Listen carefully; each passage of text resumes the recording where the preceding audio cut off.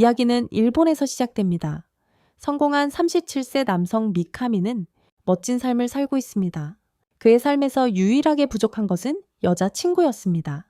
그러다 친구 타무라를 만났고 타무라는 그에게 여자친구 미호를 소개해 주었습니다.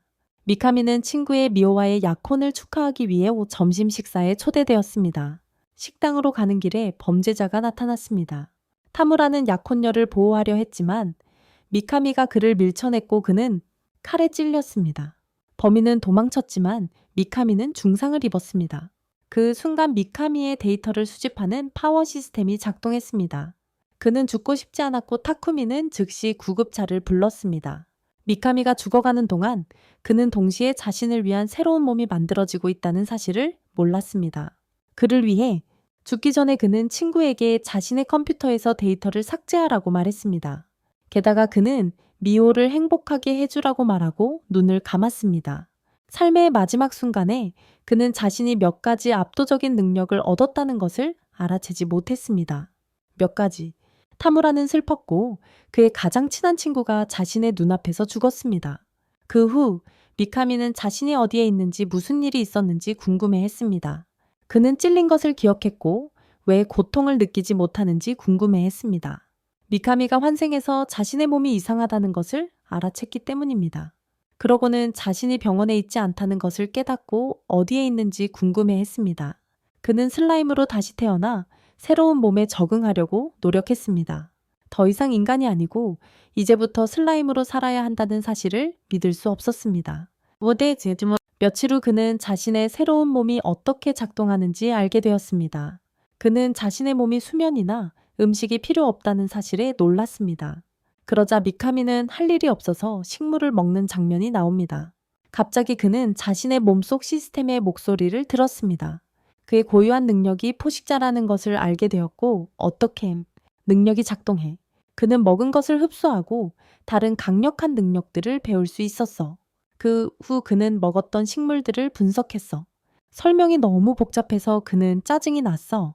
이것이 힘 시스템이 간단한 용어로 설명하기 시작한 방식이야.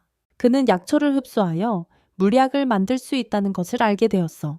또한 그는 마법석 광석을 발견했고 동굴 안의 모든 마법 광석을 흡수할 계획이었어. 동굴에 있는 갑자기 미카미는 발을 헛디뎌 물에 빠졌어. 그는 다시 죽는 것이 두려워 슬라임이 뜰 수 있을지 궁금해했어. 그러다가 자신이 애초에 숨을 쉬지 않았다는 것을 깨닫고 빠져나갈 계획을 세웠다. 물에서 나가기 위해 멈출 수 없다는 것을 깨닫고 동굴을 날아갔다. 그 후 벽에 부딪혔고 슬라임으로서는 고통을 느끼지 않는다는 것을 알게 되었다. 슬라임으로서 모든 일에도 불구하고 데미지를 입었지만 그의 몸은 스스로 재생되었다. 갑자기 무서운 목소리가 그에게 많은 질문을 던졌다. 그는 말을 할 수 없었기에 그 목소리를 모욕했다. 그때 그는 자신의 생각을 들을 수 있는 괴물이 앞에 있다는 것을 깨달았다. 미카미는 그에게 무례하게 대한 것을 사과했고 용은 미카미가 눈이 없다는 것을 알게 되었다. 입이나 그 후 용은 그에게 시력을 주겠다고 말했습니다. 미카미는 용과 거래를 했고 용은 미카미에게 마법 감각을 사용하는 법을 가르쳤습니다. 그런 다음 그는 주변의 마법 보석을 감지하려고 했습니다. 그는 기술을 성공적으로 사용했고 추가 기술을 얻었습니다. 결과적으로 그는 동굴을 볼 수 있었고 기뻐했습니다. 그는 자신의 모습을 보기 위해 강으로 갔습니다. 이후 그는 용에게 감사를 표했고 자신에게 말을 건넨 목소리가 용이라는 것을 깨달았습니다. 그는 자신이 이 세계에 단 4마리밖에 없는 진정한 용 중 하나인 폭풍용 베르도라임을 알게 되었습니다. 이 세상에 존재하는 4마리의 진정한 용 중 하나라는 것을 알게 되었습니다. 미카미는 약속을 지키고 가끔 찾아오겠다고 말했습니다. 그 후 베르도라는 미카미가 보통 슬라임이 아니라는 것을 알아챘고 미카미는 베르도라에게 자신이 슬라임으로 환생했다는 이야기를 들려주었습니다. 베르도라는 다른 세계 사람들이 이 세계에 환생하는 일이 흔하다고 말했습니다. 베르도라는 다른 세계 사람들이 환생하는 일이 흔하다고 말했습니다. 이어서 베르도라는 자신이 봉긴된 이야기를 들려주었습니다. 벨도라가 300년 전에 영웅과 싸웠다고 말했어요. 그녀는 압도적인 힘을 가졌고 특수한 기술로 그를 동굴에 봉인할 수 있었죠. 미카미는 또한 그 영웅이 남달랐고 자신을 소환수라고 불렀다는 것을 알게 되었어요. 그 후 미카미는 이 세계에는 마법사들도 있고 그 영웅은 의식을 통해 이 세계로 소환되었다는 것을 들었어요. 그러자 벨도라는 300년 동안 이 동굴에 봉인되어서 심심하다고 말했어요. 년 동안. 하지만 미카미는 그를 불쌍히 여겨 벨돌에게 친구가 되어주는 게 어떻겠냐고 물었어요. 친구. 미카미가 자기 친구가 되어주고 싶어 해서 그는 기뻤다. 이것이 미카미가 슬라임으로 환생하는 시작이었고 그는 자신의 친구 타무라가 자신의 PC를 잘 관리했는지 궁금해했다. 잠시 후 미카미는 새 친구를 해방시킬 계획이었기에 이제 무엇을 해야 할지 물었다. 새로운 친구를 그러고 나서 그는 자신의 마력이 앞으로 100년 안에 고갈될 것이라는 것을 알게 되었다. 결과적으로 그는 죽을 것이고 미카미는 그를 불쌍히 여겼다. 그는 자신의 고유 스킬로 무한 감금을 흡수하기로 결정했다.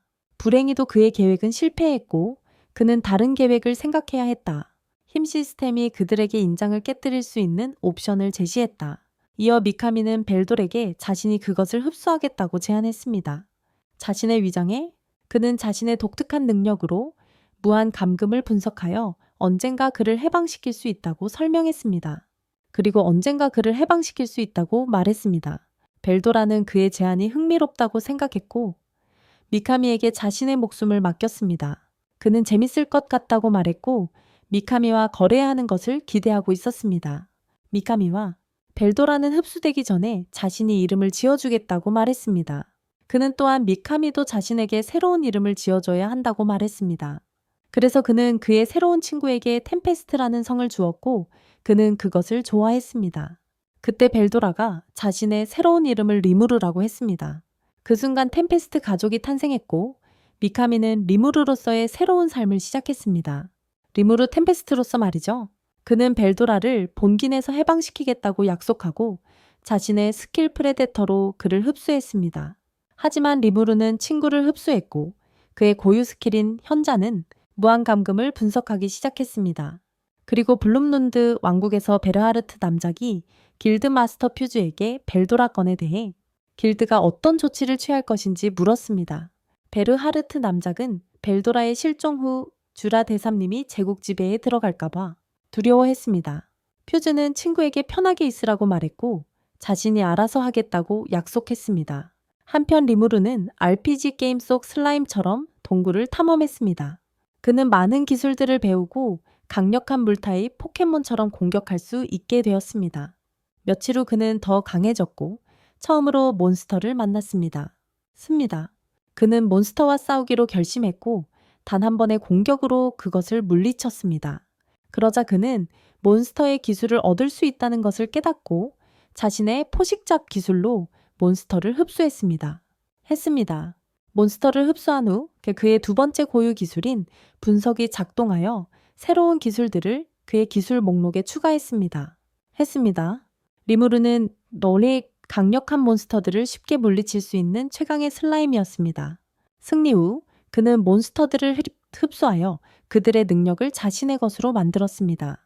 독특한 능력인 현자의 지혜를 통해서 말이죠. 나중에는 새로운 능력을 얻어 스파이더맨처럼 이동할 수 있게 되었습니다.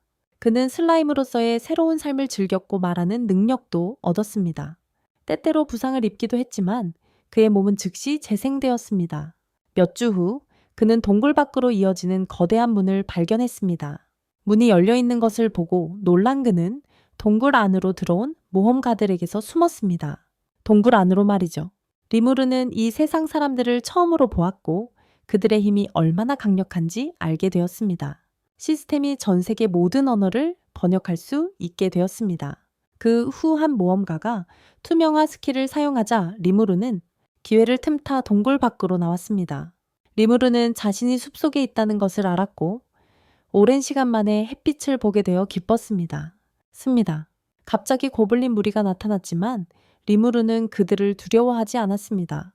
리무르는 질문을 받고 그들이 자신을 공격할 계획이 없다는 것을 깨달았습니다. 그는 여전히 자신의 힘을 제대로 조절하지 못하고 고블린들을 놀라게 했습니다. 고블린들은 그의 힘을 알고 있다며 조용히 해달라고 부탁했습니다. 그러자 리무르는 고블린들이 강력한 몬스터를 감지했고 그것을 그에게 부탁을 해봐. 결과적으로 리무르는 고블린 마을로 이끌려갔다. 마을의 장로가 그를 환영했고 리무르는 그들이 무슨 부탁을 하는지 알고 싶어 했다. 이후 리무르는 그 지역의 신이 사라진 이후로 많은 강력한 몬스터들이 활동하기 시작했다는 것을 알게 되었다. 그 후 리무르는 자신이 그저 평범한 슬라임일 뿐이라고 대답했지만 그들은 그가 겸손할 필요가 없다고 말했다. 힘의 체계가 관점을 바꾸었고 그는 자신이 최종 보스의 아우라를 발산하고 있다는 사실에 충격을 받았다. 그러자 리무르는 자신의 아우라를 숨기는 능력을 사용했습니다. 그 후 리무르는 고블린들이 늑대들에게 공격받았다는 소식을 들었습니다. 무시무시한 늑대들이었습니다. 그들은 너무 약했고 마을의 전사 대부분이 전투에서 죽었습니다. 게다가 적이 100마리가 넘는 늑대라는 것을 알게 되었습니다. 마을의 장로는 자신의 아들 전사들의 지도자가 전투에서 죽었다고 말했습니다. 전투에서 말이죠. 그 순간 리무르는 그를 돕기로 결심하고 대신 무엇을 얻을 수 있는지 물었습니다. 사실 그는 보상을 바란 것이 아니었습니다. 그는 약간의 쇼를 해야 한다고 생각했습니다. 결과적으로 고블린들은 그에게 충성을 맹세했고 그는 과거의 한순간을 떠올렸습니다. 그의 옛 삶에 갑자기 늑대들이 나타났고 고블린들은 당황했습니다. 그들은 그게 자신의 끝이라고 생각했지만 리무르는 그들을 물리치겠다고 약속했습니다. 그는 자신이 리무르 템페스트라고 말했고 그날 리무르는 고블린들의 지도자가 되었습니다. 잠시 후 리무르는 그들에게 최선을 다하라고 말했고 그는 나머지는 알아서 하겠다고 했습니다. 고블린들은 리무르를 새로운 지도자로 맞이하게 되어 기뻤고 그는 자신이 멋있게 들린다는 것을 알았습니다. 멋지게 그 후 그는 고블린 마을의 부상자들을 바라보았고 그는 자신의 슬라임 능력으로 그들을 치료할 계획이었습니다. 림루는 고블린을 먹고 자신의 몸에서 생성된 약으로 그를 치료했습니다. 자신의 생각이 통했다는 사실에 놀란 그는 다른 고블린들을 즉시 치유 스킬로 치료하기 시작했습니다. 고블린들은 동료들이 구원받은 것에 매우 감사했고 림루의 다음 계획은 울타리를 짓는 것이었습니다. 밤에 우리는 늑대들을 봅니다. 그들은 벨도라가 사라진 후 유라 대삼님을 장악할 계획이었습니다. 그들은 고블린 마을로 돌진했지만 도착했을 때 고블린들이 만든 울타리를 발견했습니다. 그들은 고블린들이 지은 울타리를 발견했습니다. 갑자기 리무르가 나타나 돌아가지 않으면 공격하겠다고 말했습니다. 그들을 공격하겠다고 무리의 우두머리는 리무르가 슬라임이라고 무시하며 공격을 시작했습니다. 하지만 공격해온 늑대들은 함정과 화살에 의해 즉시 죽었습니다. 그때 무리의 우두머리는 함정이 리무르의 소행임을 깨달았고 그에게 돌진했습니다.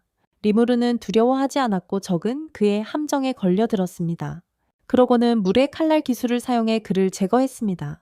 광견의 우두머리가 죽자 리무르는 그들에게 항복할지 죽을지 선택지를 주었습니다. 죽을지? 리무르는 늑대들이 자기 말을 알아듣지 못한다는 것을 알았다. 갑자기 좋은 생각이 떠올라 리무르는 늑대 우두머리를 자신의 몸속으로 흡수했다. 그 결과 새로운 능력을 얻었고 늑대 인간으로 변신했다. 리무르는 적들을 경고하며 도망치기를 바랐다.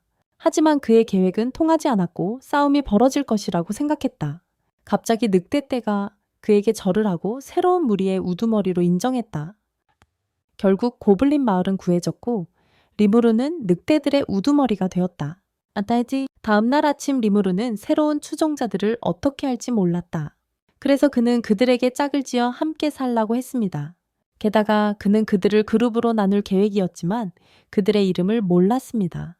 새 추종자들의 이름을요. 림루는 보통 숲속 몬스터들은 이름이 없다는 것을 알게 되었고 그는 그들에게 자신이 이름을 지어주겠다고 말했습니다. 그들은 기뻐서 구세주 림루에게 이름을 받는 것을 기다릴 수 없었습니다. 이후 그는 고블린들을 위해 이름을 지었고 림루는 그들이 왜 그렇게 기뻐하는지 이해하지 못했습니다. 마을 촌장은 그에게 감사했고 림루는 아무것도 아니라고 말했습니다. 모든 고블린들에게 이름을 지어준 후 림루는 늑대들을 이름 짓기로 했습니다. 리무르는 늑대들이 자신에게 원한을 품고 있다고 생각했지만 틀렸습니다. 그러고는 늑대장의 아들에게 랑가라는 이름을 지어주었습니다. 갑자기 리무르의 몸이 녹으면서 마력이 최소치 이하로 떨어졌다는 것을 알게 되었습니다. 최소 한계치 이하였습니다. 결과적으로 수면 모드에 들어갔고 이름을 짓는데 만화가 소모된다는 것을 알게 되었습니다. 만화를 소모한다는 것을요? 미리 알려줬으면 좋았을 텐데 하고 생각하며 다시 움직일 수 있을 때까지 기다렸습니다. 며칠 후 리무르는 깨어났습니다. 낯선 고블린 소녀가 자신에게 인사를 건네자 당황했습니다. 그때 리거트가 나타나 리무르에게 그들이 진화했다는 것을 설명했습니다. 그들의 새로운 이름, 리무르는 놀랐고 랑가는 주인에게 인사하러 나타났다. 랑가는 주인이 깨어난 것을 기뻐했고 실수로 토네이도를 일으켜서 집을 파괴했다. 그 후 리무르는 추종자들에게 축하받았고 고부타가 전혀 변하지 않았다는 것을 알았다. 나중에 리무르는 랑에게만 이름을 지어줬다는 것을 떠올렸고 모든 늑대들이 진화한 이유는 모두 하나이기 때문이라는 것을 알게 되었다. 그 이유는 그의 이름이 그들의 종명이 되었기 때문이었다. 그러자 리무르는 랑가가 아직 자신의 새로운 힘을 제어할 수 없다는 사실에 깜짝 놀랐다. 몇 시간 후 리무르는 가짜 콧수염을 붙였습니다. 콧수염이 어울리지 않는다는 것을 알고 떼어냈습니다. 그런 다음 마을 주민들이 평화롭게 살기 위해 따라야 할 3가지 규칙을 정했습니다. 평화롭게 살기 위해서 말입니다. 리구르는 인간을 공격하지 못하는 이유를 물었습니다. 리무르는 자신이 인간을 좋아한다고 설명했고 리구르도 인간을 좋아한다고 말했습니다. 그도 인간을 좋아한다고 말했습니다. 게다가 리무르는 인간이 어떻게 사는지 설명했고 서로 평화롭게 공존할 계획이라고 말했습니다. 서로 평화롭게 공존할 계획이었습니다. 그 후 그는 리가드 장로에게 자신이 이제 고블린 군주라고 말했습니다. 그는 고블린들을 이끌 예정이었고 승진에 감사했다. 그는 고블린들과 늑대들에게 일을 주었고 그들은 그것을 하는 것을 매우 즐거워했다. 그 후 그는 고블린들이 집 짓는데 어려움을 겪고 있으며 그들이 만든 옷이 너무 야하다는 것을 알았다. 갑자기 리가드가 그에게 드워프들이 집을 짓거나 옷을 만드는 기술이 있다고 말했다. 옷을.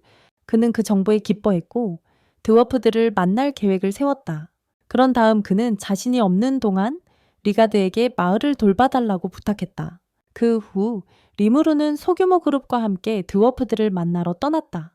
그는 다음 모험을 기대하며 미소 지었다. 그러자 리무르와 친구들은 아말드 강을 따라 북쪽으로 옷과 집을 만들 수 있는 장인을 찾아 떠납니다. 리무르는 랑에게 너무 무리하지 않아도 된다고 말했습니다. 저녁이 되어 휴식을 취하던 중 리무르는 리구르에게 그의 형이 이름을 얻게 된 경위를 물었습니다. 리구르는 겔무드 경이라는 마왕이 그의 형에게 이름을 주었다고 말했습니다. 그러자 리무르는 랑가가 자신의 아버지를 죽인 것에 대해 화가 났는지 궁금해했습니다. 랑가는 리무르가 자신들을 살려주고 이름을 주었기에 오히려 감사하다고 답했습니다. 고 말했습니다. 그 후 저녁 식사를 하고 리무르는 고부택에 그들이 향하는 마을에 대해 질문했습니다. 향하고 있습니다. 그는 무장국가 드워곤에는 엘프와 인간 등 여러 인종이 산다는 것을 알게 되었습니다. 엘프와 인간 같은 림루는 엘프를 만나는 것에 들떠 있었고 드워프들이 매우 평화로운 몬스터라는 것을 알게 되었습니다. 몬스터들? 그러자 고부타는 지난번에 말썽을 피웠던 일을 이야기했고 림루는 불안한 기분이 들었습니다. 불길한 예감이 들었습니다. 다음날 그들은 더 멀리 여행했고 늑대 덕분에 2달이 아니라 단 3일 만에 도착했습니다. 무시무시한 늑대들 덕분에 그 후 림루는 고부타와 친구들과 함께 무장국가 드워곤으로 향했습니다. 그를 걱정했어요. 그러다 입구에 도착했고 리무르는 예쁜 엘프들을 만나는 꿈을 꾸었어요. 갑자기 문제를 일으키려는 2 남자가 나타났어요. 그 이유는 그들이 리무르를 약한 몬스터라고 생각했기 때문이에요. 그는 고부타가 인간을 공격하지 않는다는 규칙을 아직도 기억하는지 물었고 그렇다면 눈과 귀를 감아야 한다고 말했어요. 눈과 귀를 감으라고 했어요. 리무르는 그 2 남자에게 본보기를 보여주려 했지만 그들은 리무르를 과소평가했어요. 그때 그들이 리무르를 모욕하기 시작했고 리무르는 늑대인간으로 변했어요. 리무르는 자신이 진화했다는 것을 깨달았고 그들은 그것이 환영이라고 생각했어요. 리무르는 짜증이 났고 모험가들은 리무르에게 최강의 실력이 리무르는 그들이 포켓몬의 로켓단 같은 패배자들이라는 사실에 놀랐다. 그는 위협 스킬을 사용하여 모험가들을 쫓아냈다. 그 후 그는 자신의 힘을 과소평가했고 많은 무고한 사람들이 그의 공격으로 다쳤다는 것을 알게 되었다. 이후 경비병들이 나타났고 그들은 슬라임을 보고 놀랐다. 리무르는 고부타와 함께 체포되었고 그는 소란을 피운 것에 대해 사과했다. 리무르가 오해를 풀기 전에 또 다른 경비병이 나타났다. 그는 그의 대장에게 가름과 그의 형제들이 위험에 처했고 그들이 회복 포션이 없다고 보고했다. 그때 리무르가 그들의 대화를 끊고 자신이 그들의 문제를 해결할 수 있다고 말했습니다. 그들은 리무르가 치유 포션을 만들 수 있다는 것을 알게 되었고 카이도는 주저하지 않았습니다. 친구들을 구하기 위해서 리무르는 카이도의 귀환을 기다리고 있었고 그는 카이도가 좋은 사람이라고 확신했습니다. 그동안 그는 실을 가지고 놀았고 고부타가 얼마나 오랫동안 잠잘 생각인지 궁금해했습니다. 그러자 카이도가 가름과 그의 형제들과 함께 돌아왔습니다. 그들은 리무르에게 치유 포션을 준 것에 대해 감사했습니다.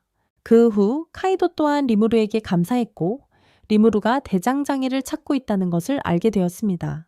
대장장이를 다음날 리무르는 카이도의 안내를 받아 재능 있는 대장장이에게 갔습니다. 가는 길에 리무르는 반짝이는 검을 발견했고 카이도는 그 검을 만든 사람을 만나러 간다고 말했습니다. 만든 사람을 그 후 그들은 카이도의 무기점에 도착했고 리무르는 그가 열정적인 무기 제작자라는 것을 알게 되었습니다. 열정적인 무기장이라는 것을 갑자기 가름과 그의 형제들이 나타났고 그들은 이미 카이도에게 리무르라는 슬라임에 대해 말했습니다. 리무르라는 슬라임에 대해 카이도는 리무르가 자신의 친구들을 구해줘서 기뻤습니다. 얼마 후 리무르는 집을 지을 수 있는 장인을 찾고 있다고 설명했습니다. 집을 지을 수 있는 장인을? 안타깝게도 카이디는 베스타 장관님께서 이번 주말까지 칼 20자루를 만들어 달라고 부탁하셔서 매우 바빴습니다. 20자루의 검을 말이죠. 게다가 재료가 부족해서 도와드릴 수 없다고 사과했습니다. 그때 리무르는 자신이 몇 톤의 마법 광석을 자신의 몸에 저장해 두었다는 것을 떠올렸습니다. 자신의 몸에 말이죠. 갑자기 리무르는 웃기 시작했고 마법 광석을 토해냈습니다. 카이디는 리무르의 몸에 마법 광석이 있다는 것을 믿을 수 없었습니다. 그러자 그것은 보통 마법 광석이 아니라 마법 강철 덩어리라는 것을 알아챘습니다. 이후 리무르는 카이딘과 거래를 했고 카이딘에게 마을 사람들에게 기술을 가르쳐줄 동료 장인들을 찾아달라고 부탁했습니다. 자신의 마을에서 말이죠. 카이딘의 간단한 부탁에 놀랐다. 하지만 가름과 그의 친구들은 왕의 군대를 위한 무기를 만들어야 하기에 아직 시간이 없다고 말했다. 왕의 군대를 위한 무기를 생산해야 한다고 이후 리무르는 대현자로부터 무기를 복제할 수 있다는 것을 알게 되었다. 리무르는 카이딘이 만든 검에 대해 물었다. 그런 다음 그것을 몸속에서 분석하기 위해 먹기 시작했다. 리무르는 대현자 능력으로 그 검을 복제할 수 있었다. 결과적으로 그는 긴 검 20자루를 만들었고 드워프들은 충격을 받았다. 그들은 감사했고 리무르와 함께 축하하며 엘프들을 소개하고 싶어 했다.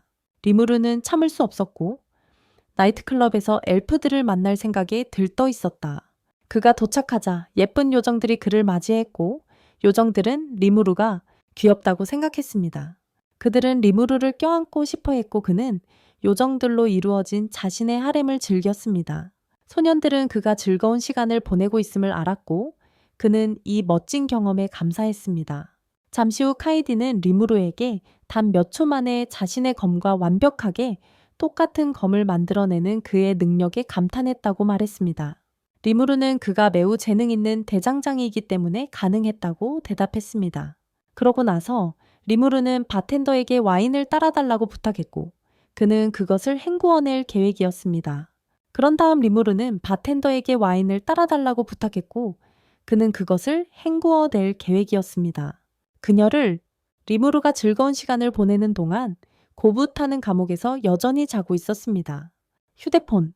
그 후 리무르는 예쁜 엘프에게 접근을 받았고 그는 그녀가 자신에게 마사지를 해주려는 줄 알았습니다. 하지만 그녀는 점을 보려는 것이었습니다. 갑자기 닌나는 진저에게 리무르가 운명적으로 함께할 사람을 봐달라고 제안했습니다. 그녀는 농담으로 아무것도 보이지 않는다고 말했습니다. 그러고는 점술 능력을 사용했고 리무르는 그녀가 자신의 수정구슬에서 슬라임을 볼 것이라고 생각했습니다. 하지만 진저의 수정구슬에는 예쁜 소녀가 보였습니다. 카이디는 리무르가 얼굴을 붉히는 것을 보고 장난을 쳤다.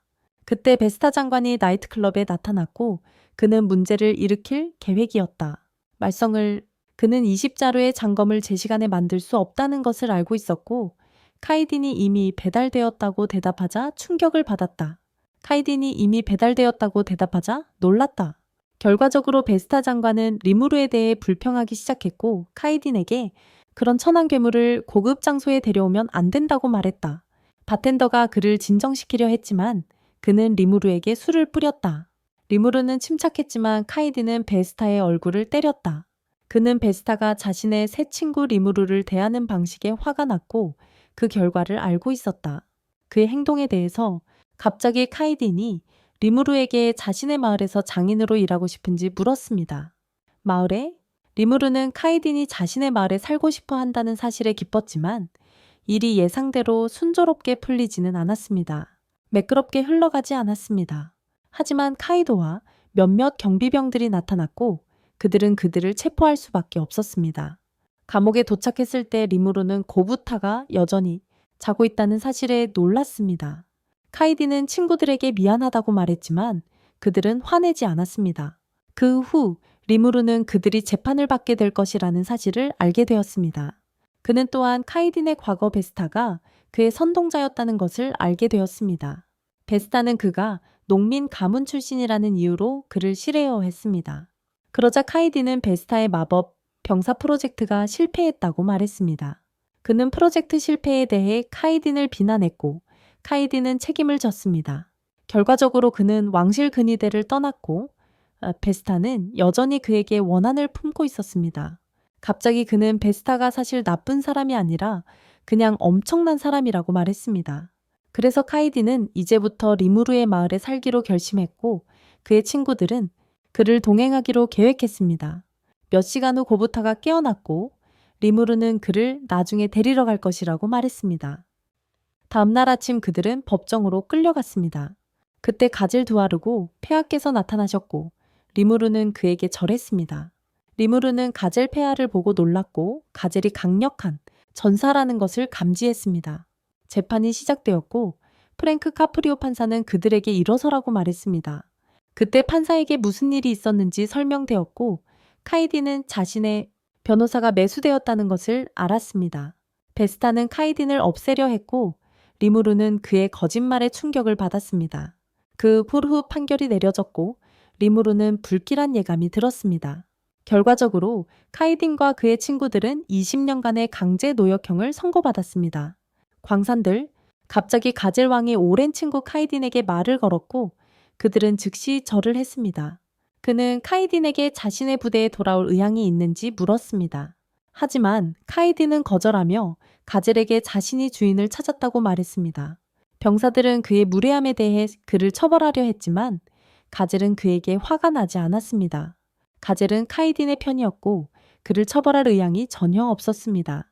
그리고 그는 카이딘과 그의 친구들이 에서 추방될 것이라는 판결을 내렸습니다.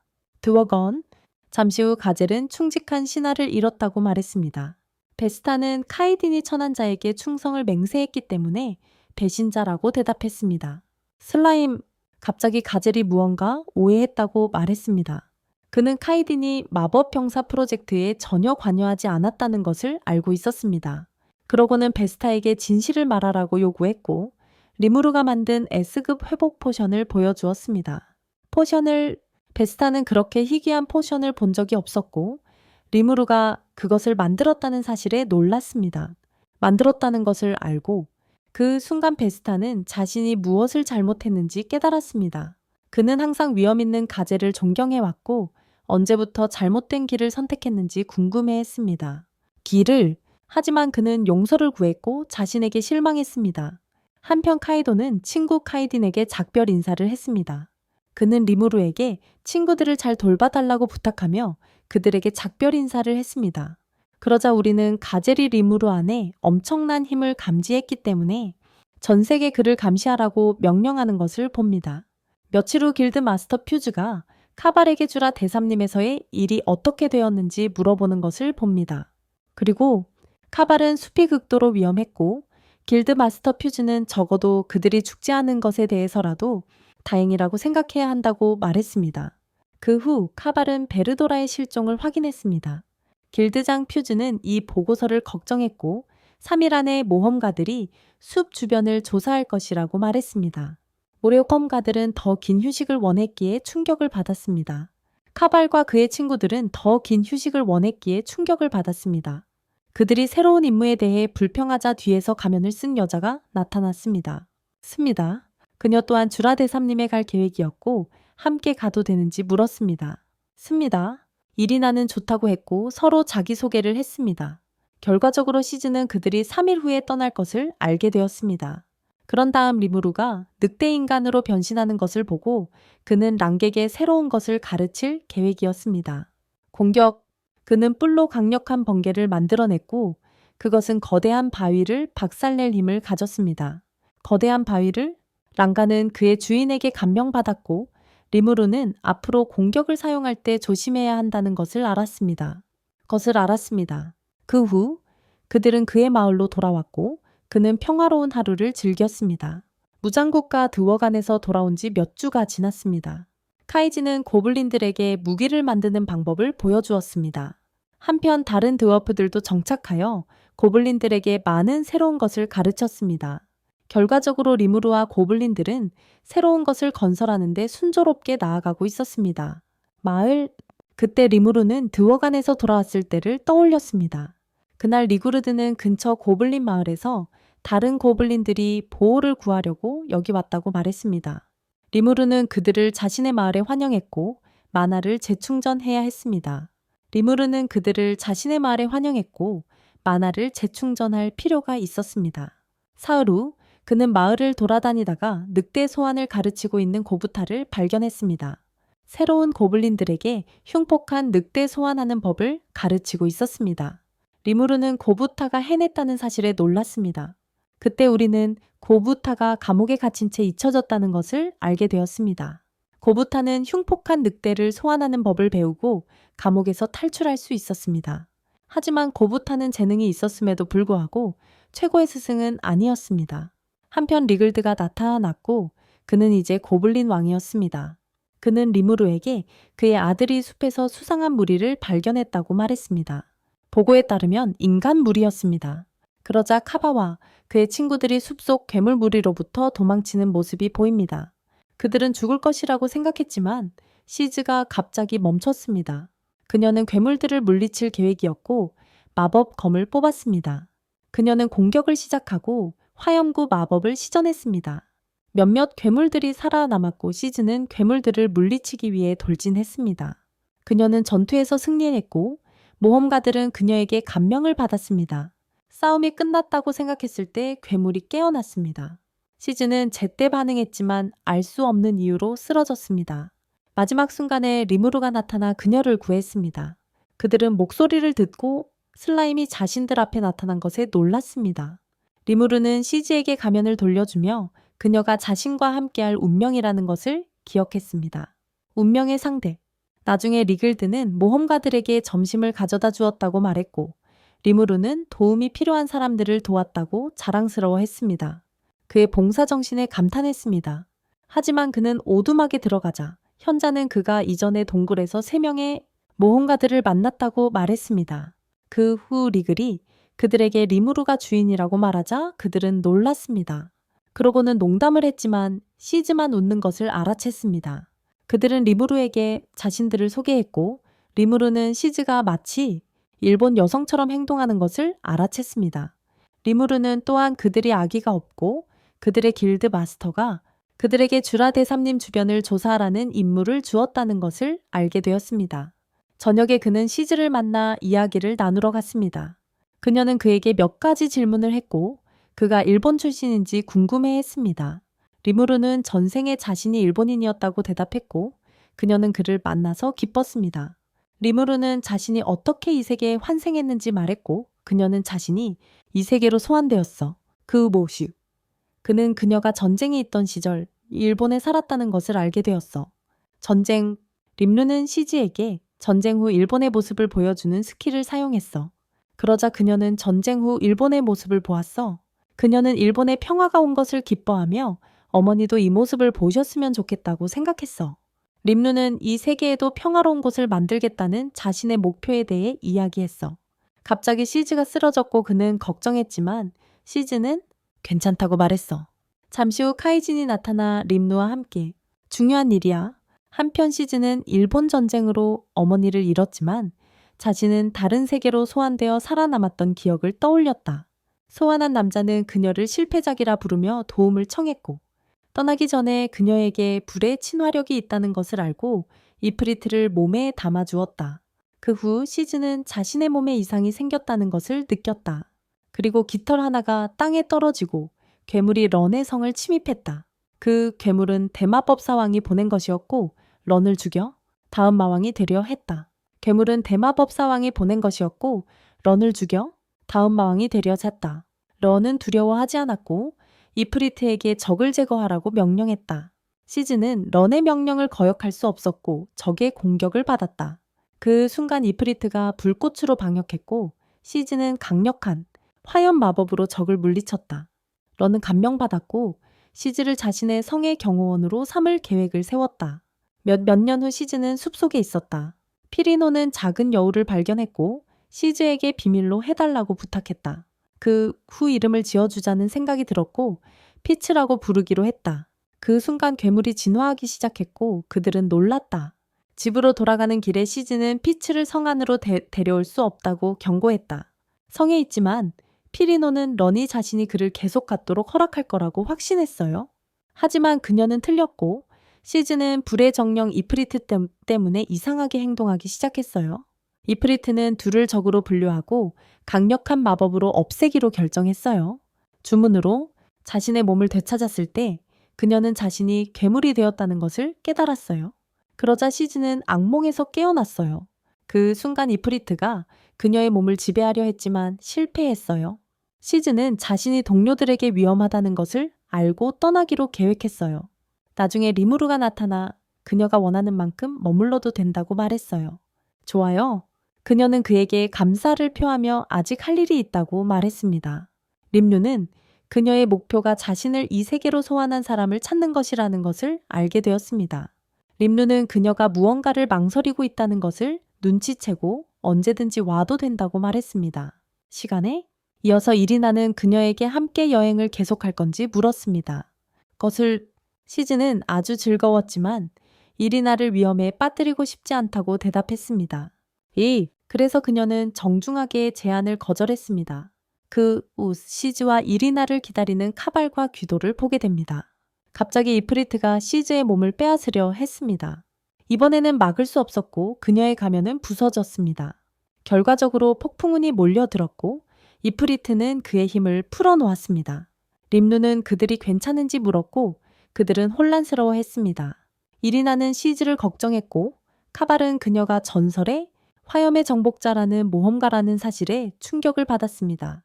그러자 림루는 그녀가 약 50년 전 길드의 영웅이 될 운명이었다는 것을 알게 되었습니다. 고대부터 그는 리구르드와 그의 아들에게 마을 사람들을 대피시키라고 명령했습니다. 게다가 그는 시즈를 막을 계획이었고 그녀는 사람들을 죽이고 싶지 않아서 울었습니다. 다시 친구들을 만났어요. 갑자기 시즈가 불의 정령 이프리트로 변신했고 모험가들은 자신들이 죽을 거라고 생각했습니다. 이프리트는 자유로워져서 기뻤고 나루토의 맞는 고통 밀쳐내기를 발동했습니다. 나루토에 또한 그는 소환 마법을 사용하여 불 도마뱀들을 소환했습니다.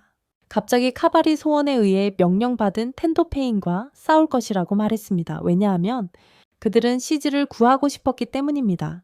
그러자 리무르는 이프리트가 무엇을 할 계획인지 물었지만 그는 리무르에게 화구를 날렸습니다. 리무르는 물의 검으로 맞섰지만 통하지 않았습니다. 그 후 이프리트의 팻들이 리무르에게 돌진했지만 이리나가 얼음창 마법으로 공격했습니다. 그녀의 얼음창 마법으로 이리나는 리무르에게 살라만더들은 자신들에게 맡기고 시즈를 구하러 가라고 말했습니다. 시즈를 구하라고. 하지만 리무르는 랑가를 소환했고 그는 이프리트와의 싸움에서 주인을 도왔습니다. 이프리트와의 싸움에서 그는 랑가에게 자신의 계획을 설명하고 화염 공격을 피하는 데 집중하라고 말했습니다. 화염 공격을 피하라고 이어서 현자에게 조언을 구했고 그는 해결책을 알게 되었습니다. 살라만더들을 물리쳐라. 너무 위험해서 사용할 수 없었어. 그때 이리나의 얼음 마법이 몬스터들에게 큰 피해를 입히는 것을 알아챘어. 림루는 좋은 생각이 떠올라 이리나에게 자신을 공격해 달라고 부탁했어. 그 이유는 림루가 그녀의 공격을 분석하고 싶었기 때문이야. 그래서 림루는 새로운 기술을 익히고 얼음 탄환총으로 적들을 공격했어. 2마리를 물리쳤지만 마지막 1마리가 자폭 기술을 발동했어. 카발은 친구들을 지키려 했지만 폭발은 너무 강력했어. 모두 부상을 입었고 림루는 랑게에게 모험가들을 안전한 곳으로 데려가라고 명령했어. 이후 리무르는 이프리트를 맡기로 했고 자신이 화가 났다고 말했습니다. 이프리트는 리무르를 얕잡아 보았고 섀도우 클론이라는 특수 스킬을 발동했습니다. 클론 노 리무르는 얼음 샷건 스킬로 섀도우 클론들을 공격했습니다. 그 순간 이프리트는 플레어 서클이라는 마법을 시전했고 거대한 불꽃의 토네이도가 발생했습니다. 불꽃, 멀리서도 불길을 본 랑가와 리겔드는 주인을 걱정했습니다. 그들의 주인을 리무르는 이프리트의 함정에 걸려들었다는 것을 믿을 수 없었지만 자신에게 아무런 피해가 없다는 것을 알아챘습니다. 없다는 것을 대연자는 그에게 이 마법을 무효화할 힘을 주는 능력이 있다고 설명했습니다. 그리고 그는 방역을 계획했습니다. 이프리트는 붙잡혔습니다. 그 후 그는 방역을 개시할 계획을 세웠고 이프리트는 사로잡혔습니다. 이프리트는 리무르를 과소평가하고 화염으로 그를 제거하려 했습니다. 하지만 그의 공격은 통하지 않았고 리무르는 이프리트를 흡수하기로 결정했습니다. 결과적으로 리무르는 시즈를 구할 수 있었지만 그녀는 의식을 잃었습니다. 리무르의 몸속에서 이프리트가 깨어났고 그는 탈출구를 찾으려 했습니다. 갑자기 베르도라가 나타나 그곳에서 벗어날 수 없다고 말했습니다.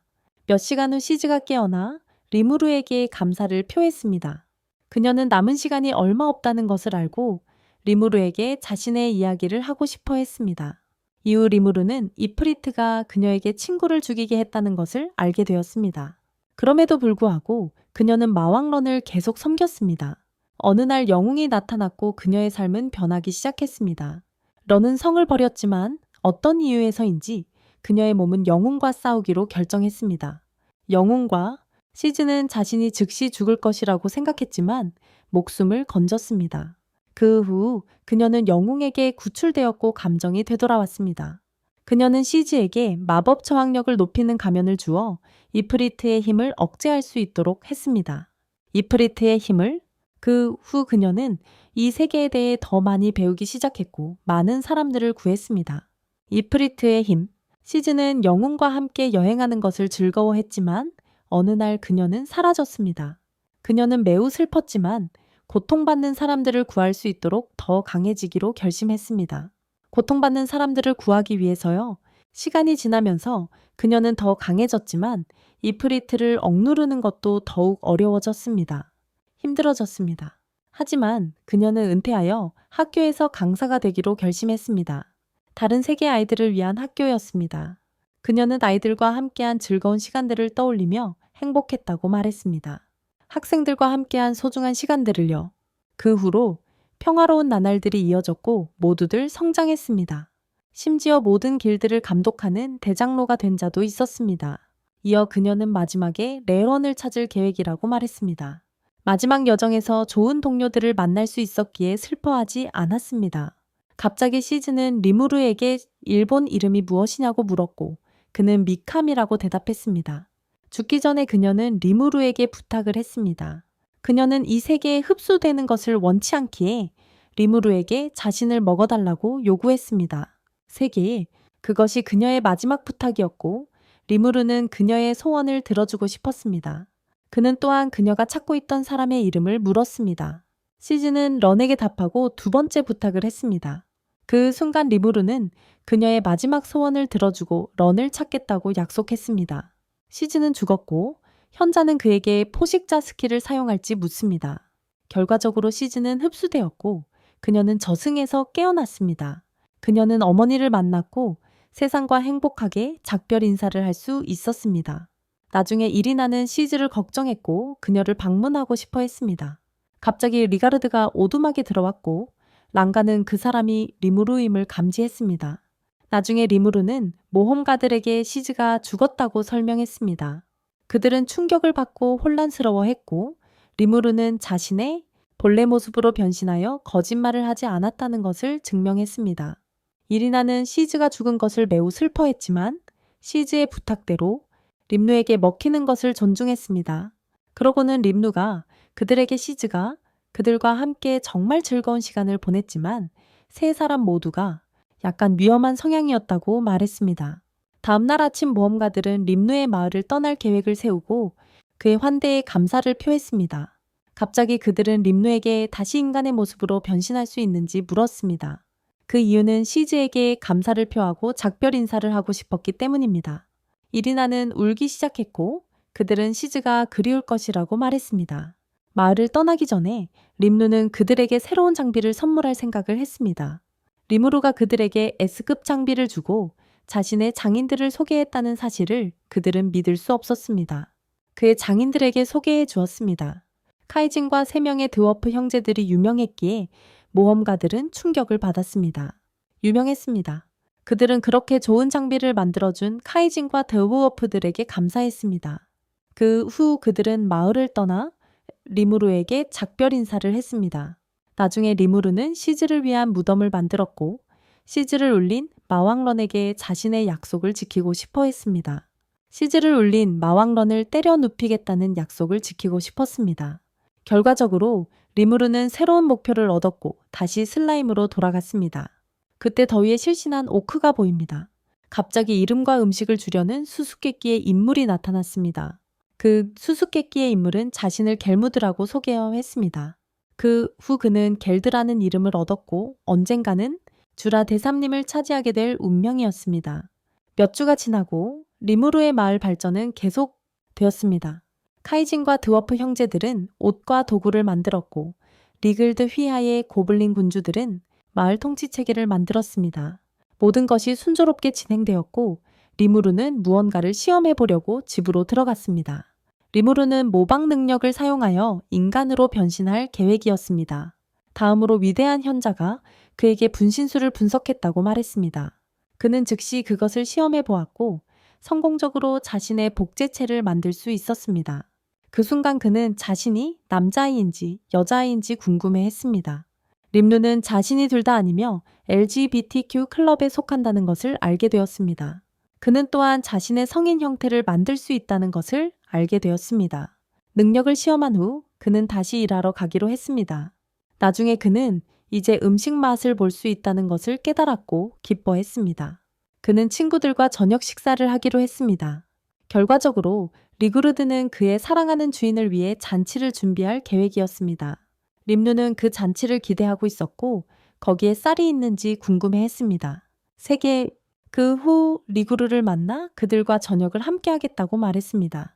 오늘 갑자기 고부타가 그의 외모에 대해 어리석은 말을 해서 리무르에게 맞았습니다. 리무르에게 그 후 리그루는 주인에게 최근 숲속 깊은 곳에서 많은 마물들이 이쪽으로 이동하고 있다고 보고했습니다. 리무르는 불길한 예감이 들어 랑객의 리그루의 팀에 동행하라고 했습니다. 오후에는 벨도라가 봉인된 동굴을 방문했습니다. 그 이유는 자신이 획득한 독특한 스킬을 시험해보고 싶었기 때문입니다. 시즈로부터 능력 태화가 수많은 능력들을 서로 융합시킬 수 있었어. 그 결과 리무르는 흑염이라는 새로운 능력을 얻었지. 그리고 시즈의 가면을 쓰고 자신의 아우라를 지울 수 있다는 걸 알았어. 잠시 후 현자는 랑가가 위험하다는 걸 알려줬어. 도착하니 고부타의 팔 하나가 잘린 채로 쓰러져 있었어. 리무르는 적들과 싸울 계획을 세우고 고부택에 치유 슬러프 주스를 던졌어. 고부타를 치료하기 위해서 그때 랑가가 상대하고 있는 다른 적들이 있다는 걸 알아챘어. 랑가가 마무리하려 했지만 불의 벽에 막혔어. 이후 리구르는 적에게 깔릴 뻔했지만 어떻게든 탈출했습니다. 그 결과 리무르는 부하들에게 무슨 일이 있었는지 물었습니다.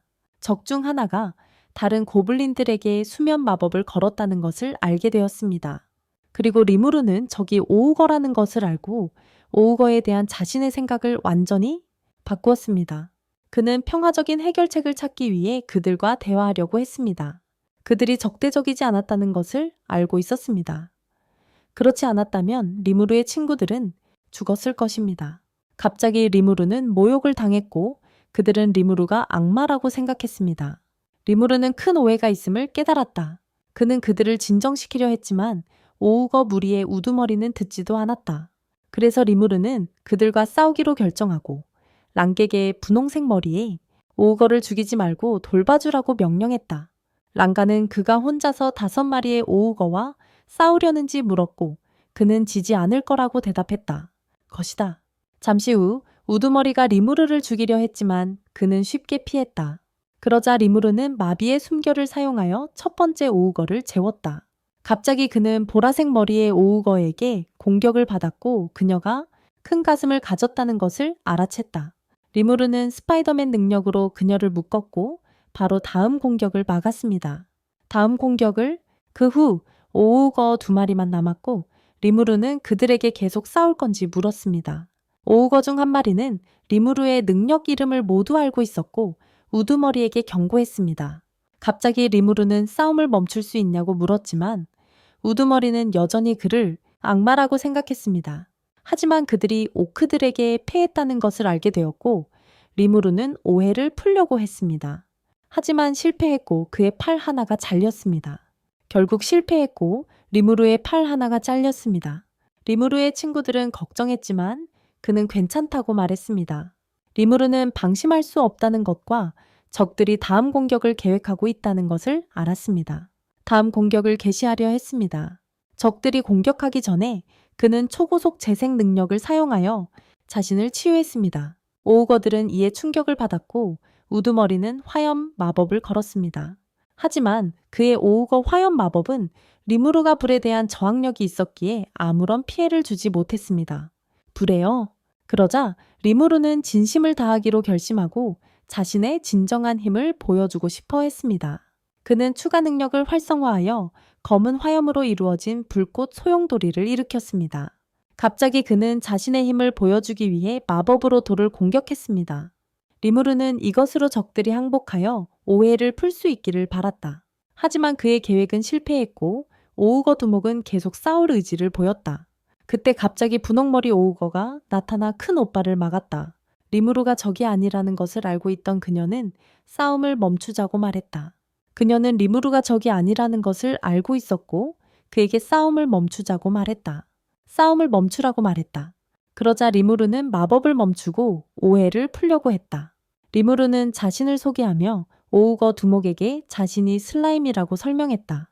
게다가 그는 오우거들에게 자신의 가면을 주며 마을을 공격한 침입자가 같은 가면을 쓰고 있었는지 확인하게 했다. 자신의 마을을 공격한 자가 같은 가면을 쓰고 있었는지 확인해 보라고 했다. 우두머리는 그를 공격한 것을 부끄러워하며 그에게 폐를 끼친 것을 사과했습니다. 얼마 후 리무르는 그들을 자신의 마을로 초대했고 그들의 이야기를 듣고 싶어 했습니다. 오리에스 리무르는 그들과 친구가 되고 싶다고 말했고 그들은 그의 제안을 받아들였습니다. 오르리담드 밤에 리무르는 처음으로 고블린들이 요리한 음식을 맛보았습니다. 그는 그것을 좋아했고 고블린들은 그들의 요리가 리무르를 웃게 할 수 있다는 사실에 기뻐했습니다. 그 후 그는 더 많은 맛있는 고기를 먹었고 미각을 되찾게 되어 기뻤습니다. 한편 카이지는 오크 군대가 오우거 마을을 공격했다는 사실에 충격을 받았습니다. 처음에는 믿을 수 없었어요. 오크는 이 세계에서 가장 약한 몬스터 중 하나니까요. 말이죠. 그때 오거두목이 오크들이 무기와 갑옷을 가지고 있다고 말했어요. 카이지는 그들이 고가의 갑옷을 얻었다는 사실에 놀랐고 무언가 잘못되었다는 것을 알았어요. 에이람. 그 후 붉은 머리의 오거는 그들 중에 가면을 쓴 악마가 있다고 말했어요. 그들은 오크들이 마왕과 손을 잡았다고 결론지었어요. 또한 그의 300명의 형제 중 6명만 살아남았다는 것을 알게 되었어요. 림루는 그가 왜 그렇게 화가 났는지 이해했고 다음에 무엇을 할 계획인지 물었어요. 그는 자신의 마을을 재건할 계획이 있는지 동료들의 운명이 그의 지도력에 달려있다는 것을 알고 싶어 했습니다. 동료들의 운명은 그의 리더십에 달려 있습니다. 리무르는 그가 미래에 대한 진정한 계획이 없다는 것을 이미 의심했고 그에게 제안을 했습니다. 그리고 그에게 제안을 했습니다. 결과적으로 리무르는 그들이 자신의 부하가 되는 것을 원하는지 물었습니다. 오우거 지도자는 이것이 자신의 마을을 그들의 복수에 끌어들일 것이라고 대답했습니다. 리무르는 위험을 알고 있었지만 그들과 함께 싸울 계획이었습니다. 오우거 지도자는 생각할 시간을 달라고 했고 리무르는 고기를 구하러 간다고 대답했습니다. 고기를 구하러 가겠다고 했습니다. 잠시 후 그의 친구는 리무르가 친절한 사람이라고 생각한다고 그에게 말했습니다. 사람? 오우거 두목은 화가 났고 자신이 더 강했으면 했어요. 다음 날 아침 그는 결정을 내렸습니다. 그는 리무르의 부하가 되고 싶어 했고 그와 함께 오크 두목과 싸울 계획이었습니다. 오크 두목과 리무르는 남은 오우거들의 지도자로서 부하가 된다는 것이 쉬운 결정이 아니라는 것을 알고 있었습니다. 남은 오우거들의 지도자로서 이러한 이유로 리무르는 그들을 최대한 지원할 계획이었고 그들에게 이름을 지어주기로 했습니다. 그들에게 이름을? 분홍머리 소녀는 그에게 위험성을 경고했지만 그는 이미 익숙했습니다. 이후 리무르는 오우거들에게 이름을 주고 잠이 들었습니다. 며칠 후 리무르는 깨어났습니다. 그들은 진화했다는 사실에 놀랐습니다. 베니마루가 그에게 인사하며 그들이 귀종으로 진화했다고 리무르에게 설명했습니다. 갑자기 현자는 귀종이란 허우거 중에서 드물게 태어나는 종족이라고 말했습니다. 오우거에 그는 놀랐지만 슈나가 이제 귀여운 소녀가 된 것을 좋아했습니다. 또한 그는 시온이 야생 오우거에서 미녀가 된 것을 믿을 수 없었습니다. 그러자 리무르는 하루코는 많이 변하지 않았다는 것을 알아챘습니다. 다만 조금 더 어려 보였습니다. 이후 리무르는 코로비가 없다는 것을 알아채고 지금쯤 어떤 모습일지 궁금해했습니다. 어떻게 변했을까요? 그는 코로비가 일본의 중년 남성으로 진화했다는 것을 알게 되었습니다. 리무르는 그들의 변화에 감탄하며 좋은 친구가 되기를 바랐습니다. 그들과 한편 주라 대삼림에서 일어나는 변화는 계속해서 침략을 거듭했습니다. 그때 도마뱀 인간들의 영토가 보이고 몇몇 병사들이 지도자에게 수많은 오크들이 자신들에게 향하고 있다고 보고했습니다. 그들은 오크들이 20만 명의 군대를 얻었다는 사실에 충격을 받았습니다. 지도자는 이 사실에 충격을 받고 상황을 걱정했습니다. 그들은 또한 오크들이 오우거 마을을 파괴하는 데 성공했다는 소문을 들었습니다. 지도자는 오크 군주가 군대를 이끌고 있다고 확신했습니다. 그들은 자신들에게 기회가 없다는 것을 알았고 지도자는 지원군을 요청하기로 결정했습니다. 결과적으로 지도자는 아들 가비루를 불러 중요한 임무를 맡겼습니다. 며칠 후 하루코는 고블린들에게 검술을 가르쳤습니다. 그는 엄격한 코치였고 훈련 중 고블린들에게 자비를 베풀지 않았습니다. 한편 베네마루는 오크들이 오크 군주를 지도자로 삼았다고 의심했습니다. 그는 리무르에게 오크 군주는 독특한 몬스터이며 매우 드물다고 설명했습니다. 태어나서는 안 될 괴물이었어. 갑자기 리무르는 베네마루에게 그의 마을이 왜 공격받았는지 알고 있는지 물었다. 베네마루는 오크들에게 공격받기 직전에 악마가 그를 찾아왔다고 대답했다. 악마는 그에게 이름을 지어주겠다고 했지만 베네마루는 그를 의심스러워하여 그 제안을 거절했다. 베네마루는 악마의 이름을 떠올리려 애썼고 수우는 그의 이름이 겔무드라고 말했다. 그 순간 그는 전에 그 이름을 들었던 기억이 났다. 이어서 수우는 리무르에게 도마뱀 인간 무리를 목격했다고 보고했다. 잠시 후 고블린 마을로 향하던 가비루가 보인다. 그의 친구가 갑자기 그에게 언제 다음 지도자가 될 거냐고 물었습니다. 그는 아직 준비가 안 되었다고 대답했고 친구는 그가 분명히 훌륭한 지도자가 될 거라고 말했습니다. 친구의 말에 그는 고무되었고 아버지에게 자신이 도마뱀 인간의 훌륭한 지도자가 될 것이라는 것을 증명하고 싶었습니다.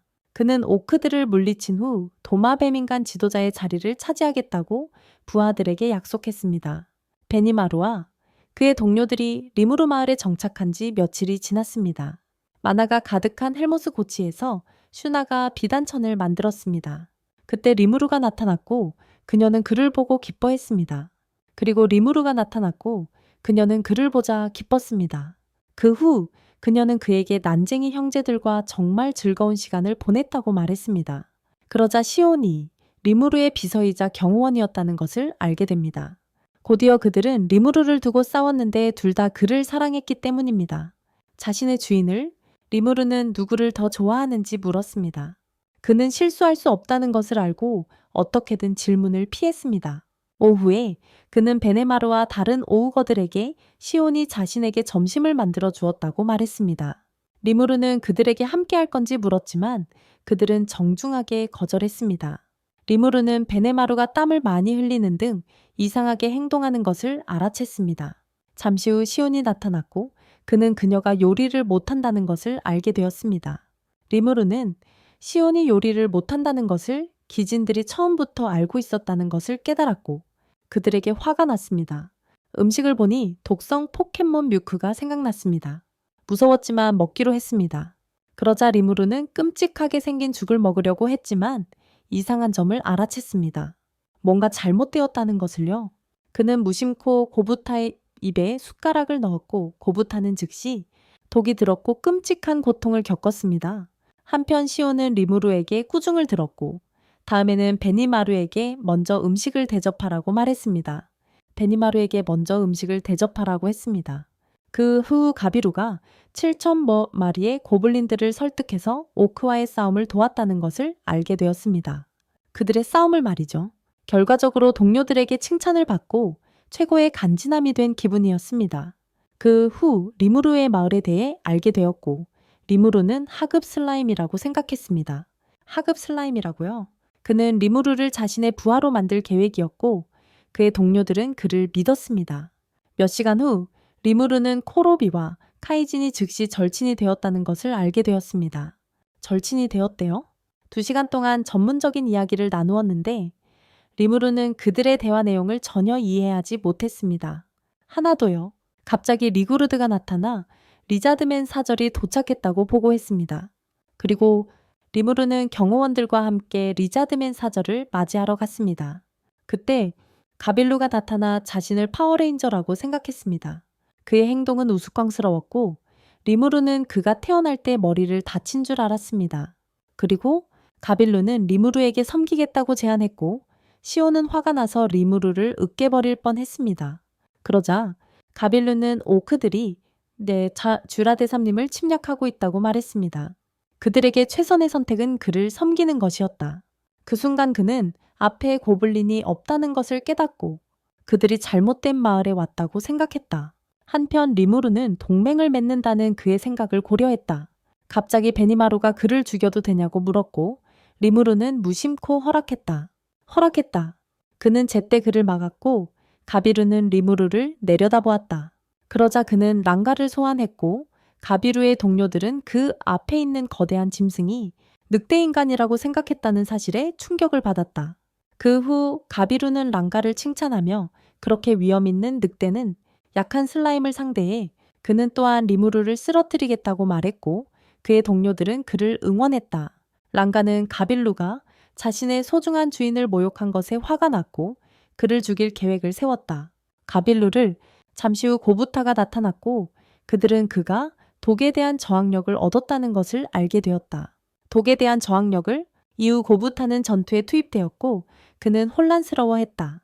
랑가는 그가 고부타를 쓰러뜨리면 가빌루의 제안을 고려하겠다고 말했다. 가빌루가 다시 리무르를 무시하자 그는 고부타에게 전력을 다하라고 명령했다. 게다가 리무르는 그가 싸움에서 이기면 특별한 무기를 얻을 것이라고 말했다. 그는 흥분했어요. 하지만 가비루는 상대를 과소평가했고 고부타가 공격을 시작했습니다. 고부타는 창을 미끼로 사용했고 강력한 발차기로 상대를 제압했습니다. 강력한 발차기로요? 림루는 고부타가 약하다고 생각했고 고부타가 그림자 이동을 사용할 수 있다는 사실에 놀랐습니다. 움직임을요? 림루는 자신만이 고부타의 승리를 믿지 않았다는 것을 깨달았습니다. 그는 고부타가 두들겨 맞고 있고 그의 경호원들이 가비루를 처리할 것이라고 생각했습니다. 가비루를요? 그러자 림루는 그들이 이겼고 그들의 종이 되지 않을 것이라고 말했습니다. 가비루의 동료들이 돌아오겠다고 말하며 전술적 후퇴를 했습니다. 저녁 무렵 슈는 자신의 그림자 분신 중 하나와 함께 오크들을 관찰하고 있었습니다. 그는 리무르에게 오크 군대가 20만 명이 넘는다고 보고했습니다. 리무르는 그들의 수에 놀라며 오크들이 무엇을 노리는지 궁금해했습니다. 하이? 카이지는 오크들은 지능이 낮은 몬스터라고 말했고 리무르는 마왕이 배후에 있다고 의심했습니다. 어디에 파오리지야? 결과적으로 베니마루는 오크 군주의 출현이 마왕에 의한 것이라고 결론지었습니다. 이도 갑자기 슈는 그림자 분신으로부터 메시지를 받았습니다. 그가 리무르에게 드라이어드가 리무르와 이야기하고 싶다고 전했습니다. 리무르는 드라이어드를 상상했고 그녀를 정말 만나고 싶어 했습니다. 그 순간 테이블에서 꽃이 피어나더니 드라이어드가 그들 앞에 나타났습니다. 습니다. 견습생은 리무르에게 자신을 소개했고 리무르는 그녀를 만나서 기뻤습니다. 이어서 그녀는 그에게 부탁을 했습니다. 오크 군주를 물리쳐 달라고 부탁했습니다. 리무르는 견습생이 자신에게 도움을 요청한 것에 감탄했습니다. 베니마루는 견습생을 신뢰하지 않았고 그녀에게 몇 가지 질문을 하기 시작했습니다. 그녀는 리무르의 엄청난 힘을 무시할 수 없다고 대답했습니다. 그녀는 또한 드라이어드들이 도움 없이는 오크 군주와 싸울 수 없다고 말했습니다. 그래서 그녀는 오크와의 싸움에서 리무르의 도움을 원했습니다. 리무르는 그것에 대해 생각해 봐야 하고 먼저 정보를 수집해야 한다고 대답했습니다. 정보를 먼저 수집해야만 한다고 했습니다. 잠시 후 회의가 시작되었고 리무르는 오크들이 무엇을 원하는지에 대한 아이디어가 있는지 물었습니다. 오크들이 무엇을 노리는지에 대한 아이디어가 있는지 물었습니다. 슈나는 갑자기 수에게 오크 시체를 발견했는지 물었습니다.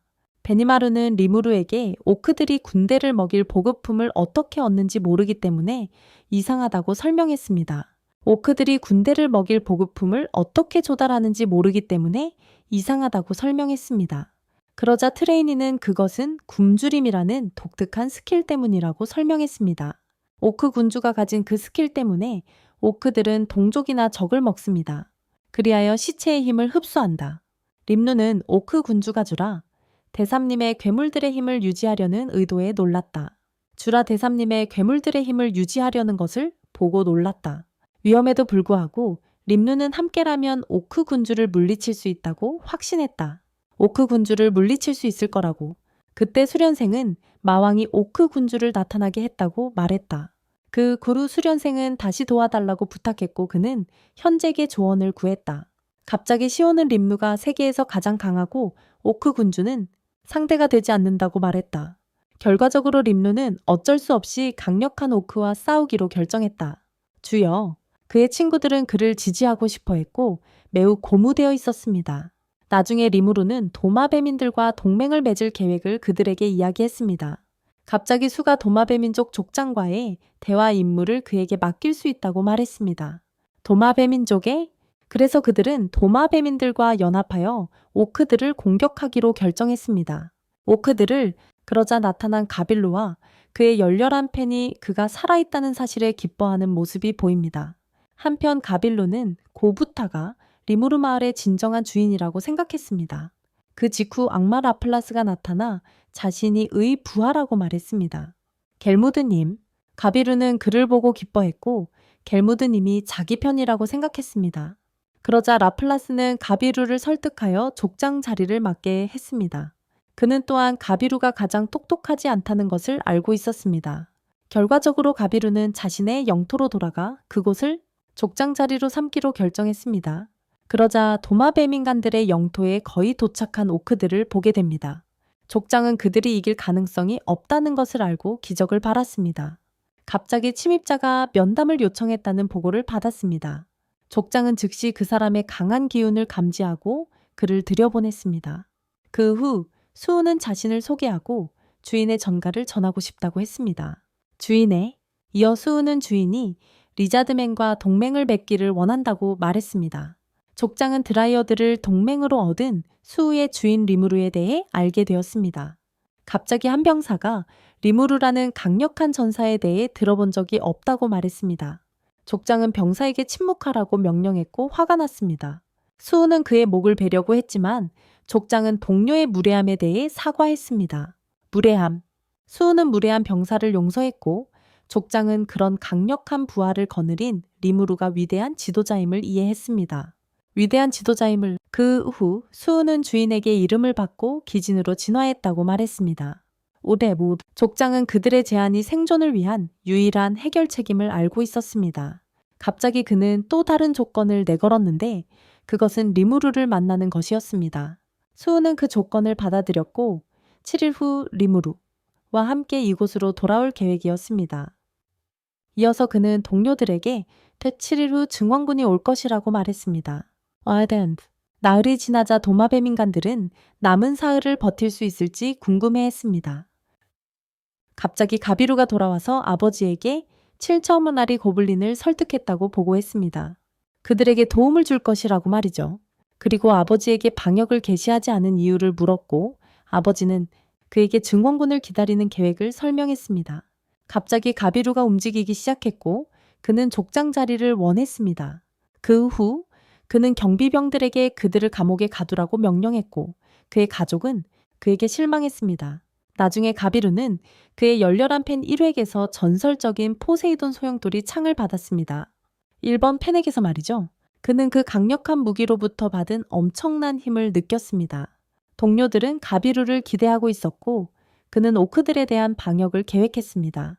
오크들을 상대로 한편 수많은 오크들이 리자드맨의 영토에 있었습니다.